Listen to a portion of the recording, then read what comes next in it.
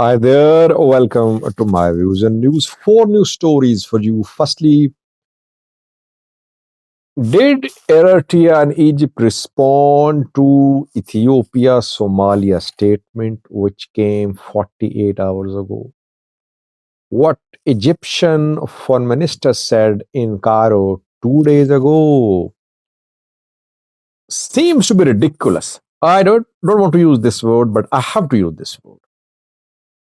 Why am I using this word for the talk which happened, public talk, media talk in Cairo? Secondly, protests have been held in Tigray against illegal mining of gold. One protest was held in Makale. I did a video on that a few hours ago. Another protest happened in an area where people took to the streets against illegal gold mining there. But no one covered it, neither Tigray state media nor Tigray TV. Thirdly, Shimelis Abdisa is in Rwanda. People are criticizing it. They're saying that Shimelis is not a federal government official. He met with Paul Kagame, their Rwandan leader.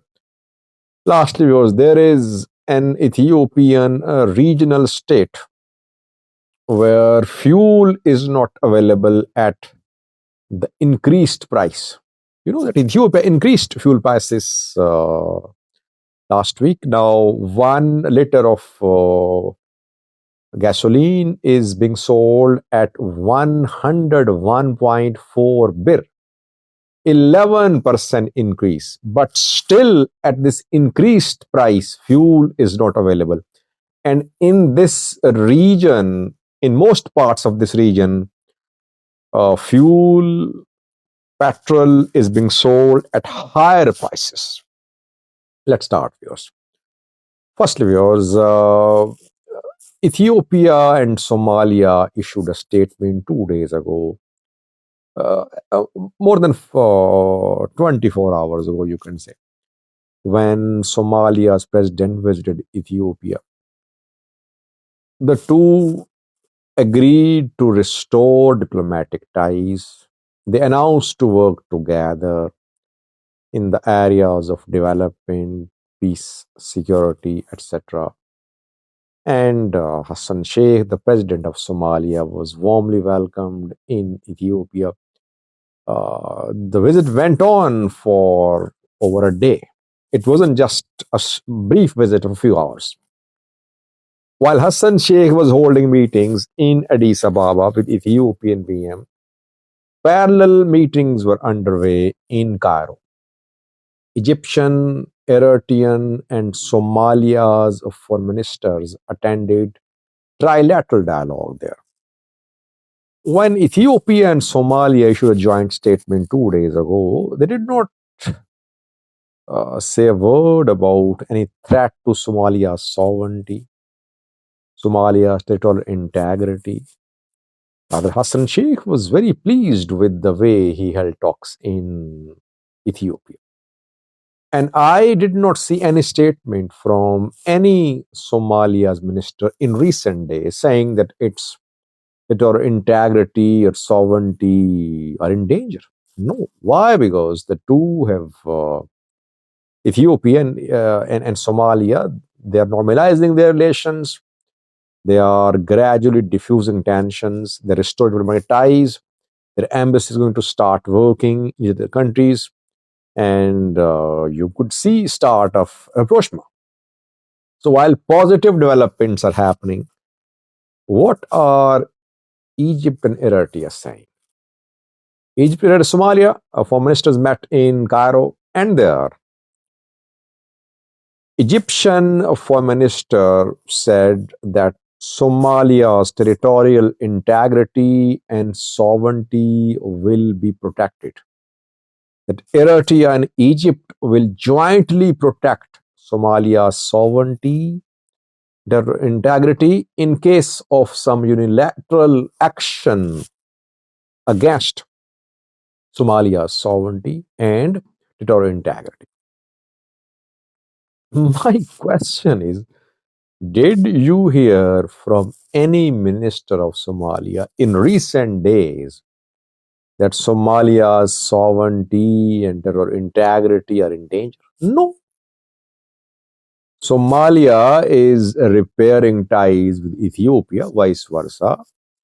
They are improving their bilateral relations. But Eritrea and Egypt are saying that they will jointly defend Somalia's sovereignty. Why aren't they welcoming joint statement by Ethiopia and Somalia? They should have welcomed it. They should have said, that's good that Ethiopia and Somalia are talking. That's good to see Hassan Sheikh met with Abiy. Hopefully, the two countries will solve their issues through dialogue. This is what they should have said. But they say, no, we will defend Somalia's sovereignty. Somalia is not saying that its sovereignty is in danger now from Ethiopia.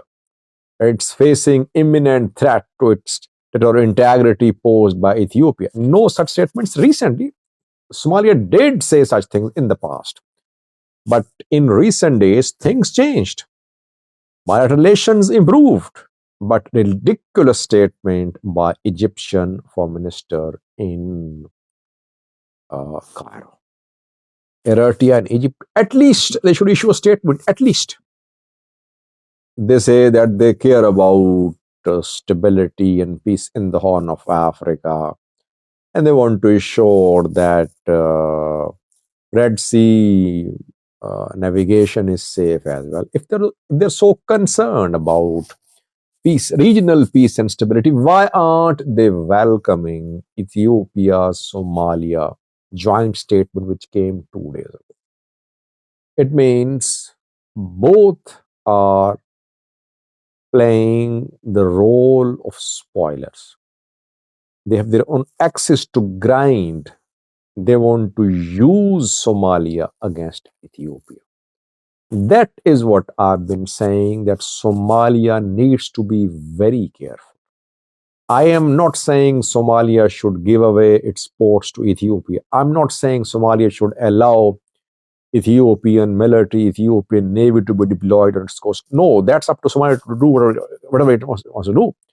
What I'm saying is that Somalia should not allow itself to be used as a tool who have something against Ethiopia, who want to take revenge on Ethiopia. Somalia needs to be very careful. Maybe Hassan Sheikh has realized that he should try to balance Somalia's relation with Ethiopia and Somalia's relation with Eritrea and Egypt. That is why he visited Addis Ababa. Let's see. I think that Somalia is under pressure, and Eritrea and Egypt, they will try to influence Ethiopia-Somalia technical talks too. Somalia perhaps won't be able to reach any agreement about access to sea with Ethiopia without a nod, without a green light from Eritrea and Egypt. And if Eritrea and Egypt don't green light any agreement between Somalia and Ethiopia, it means we could see regional tension. That is what I fear. That is what I said in the last video when I analyzed the likelihood of Ethiopia-Eritrea war. I said that two countries, Eritrea, Ethiopia, are on a collision course. They are not welcoming positive developments about peace and development, peace and security, but they want to achieve their objectives, their strategic objectives in the region. Secondly, viewers, a protest has been held against illegal gold mining in Tigray. Illegal gold mining is turning into a major issue in Tigray. Gita Choreda Sadkan said that gold worth millions of dollars is being smuggled out of Tigray, and illegal gold smuggling is being committed in areas not under the administration of Tigray interim government. Sadkan proposed the deployment of federal forces in the areas of Tigray where gold mines are located. uh, toxic chemicals are being used by the people who are illegally extracting gold. The toxic chemicals are not only destroying the gold reserves, but they're harmful to the people, to the community, to the environment as well. In Asgade, which is a district in Tigray, a protest has been held. You can see a picture on thumbnail, and this picture shows people of Asgade protesting against illegal gold mining and use of toxic chemicals by the companies, individuals involved in gold mining there. Kisad Gava is the name of the place in Asgade where this protest was held. People say that local population is not profiting from the gold mining. Outsiders are coming, they are extracting gold, and local community does not know where the gold is going. Obviously, local community uh, should have uh, its share in the resources which are found in the area where the local community lives. And protest is also against the practices adopted by those who are mining, because no standard, internationally approved methods are being adopted to extract gold. Rather, toxic chemicals are being used, people worried. And this is not new, by the way. We heard from some other sources too, who reported, journalists reported that toxic chemicals are being widely used to extract gold in Tigray. Tigray government has acknowledged that it has no administrative control of the area. Still, Getachew wants to be in office, but uh, under his nose, Tigray's precious resources are being destroyed, but he cannot do anything. He's helpless. EPLF Debretsion never condemned illegal gold mining. Is it a party to illegal gold mining? Is it a beneficiary? Tigray security forces say, where they said that gold mining is definitely a challenge, illegal gold mining and smuggling. So Varade is leading more than 2,000 fighters, and still he's not able to protect gold mines. A regional force which was hoping to reach Addis Ababa, TDF, 300,000 fighters, they cannot protect gold mines. It means something is wrong. It means members of security forces are also involved in profiting from illegal gold mining and smuggling in Tigray. Thirdly, Shimelis Abdisa was seen in Rwanda, and that has led to criticism that foreign trips, foreign relations should be handled by federal government. In which capacity did Shimelis Abdisa visit Rwanda? Shimelis met with Kigali mayor.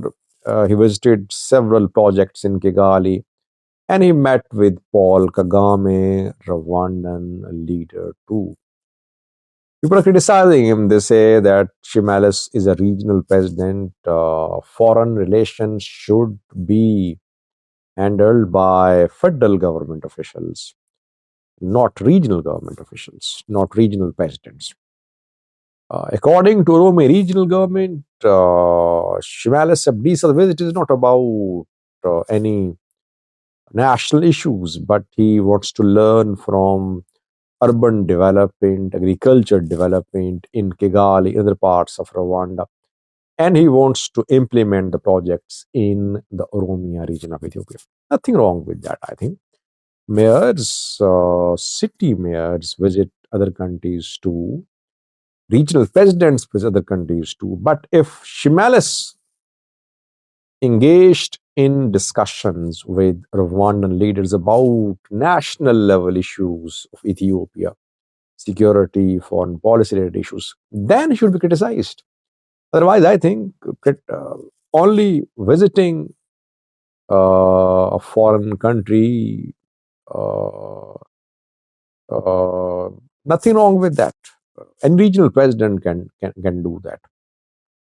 Lastly, viewers, fuel prices have been increased in Ethiopia, but even at the increased prices, fuel is not available in one regional state of Ethiopia. Name of the state is Benishangul Gumuz region of Ethiopia. BG.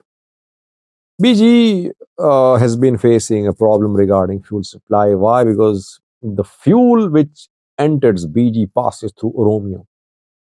It passes through the areas controlled by the Oromo Liberation Army. It means Ola can disrupt fuel supplies to BG whenever it wants to. BG has been facing the issue of supplies because of fighting in Oromia, and since fighting has now intensified in Oromia between Ola, sorry, and government forces, Ola, Maro, Komsa wing, and government forces. That is why in Benishangul Goma's shortage of fuel is being reported. Now, shortage of fuel has led to rise in prices. Fuel price is 1.4 beer per liter. Notified by the government a few days ago, government increased the fuel price by over 11%. It was around 90, I think. New price 1.4. But even at this price, fuel is not available in several parts of BG. And gas stations, fuel stations selling fuel at higher prices in BG. And government people say that fuel supply is not sufficient. There is shortage. That is why gas stations have illegally increased prices. Thank you for watching.